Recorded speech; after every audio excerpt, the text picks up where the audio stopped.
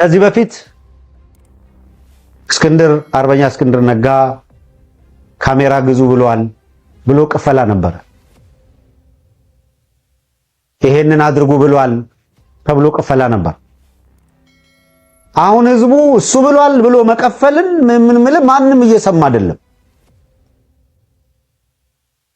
ማንን ተብሎ ይቀፈል? አሁን እኮ የሆነ ፋኖ ስም አድርጎ መያዝ ይፈለጋል።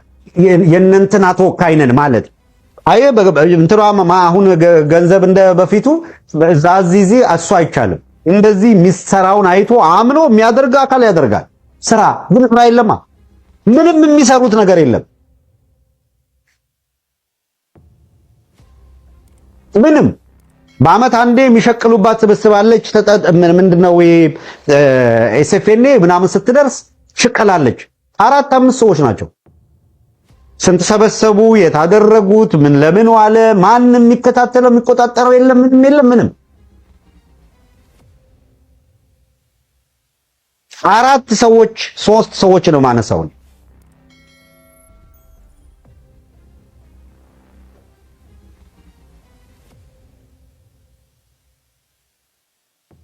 መቼም ይሄ በየአመቱ የሚመጣ ቶርናመንት የማዕት ቅፈላ የሚሰራበት ቢዝነስ የሚሰራበትም ስለሆነ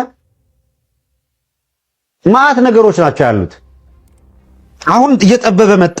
ይሄ የከሌ ፋኖ ተወካይ ነኝ የእንትና ማደረጃጀት ተወካይ ነው ብሎ በዛ ስም የሆነ ነገር ማድረግ እየጨለመ መጣ። ድርጅት ሲፈጠር እነሱ ክልና ሊያገኙ ይሆን? እነሱ ተሰሚነት ሊያገኙ ይሆን? እነሱ ተሰሚነት ካላቸው ትግደው ድሮ ወዳጅ የነበሩ እኮ ናቸው። ስንት ዓመት ሙሉ አንድ ሱሪ ለሁለት ካለበሰን የሚሉ እኮ የተለየ ጥቅም እዛ ሊገኝ ነው።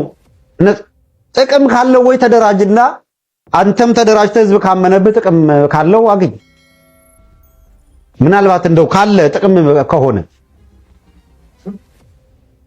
ከዛው ጪ ጃላ የመጣችሁ አትፍረሱ። ደግመን ቀድመን ነው ያልነው። በነገራችን ላይ አይ ነው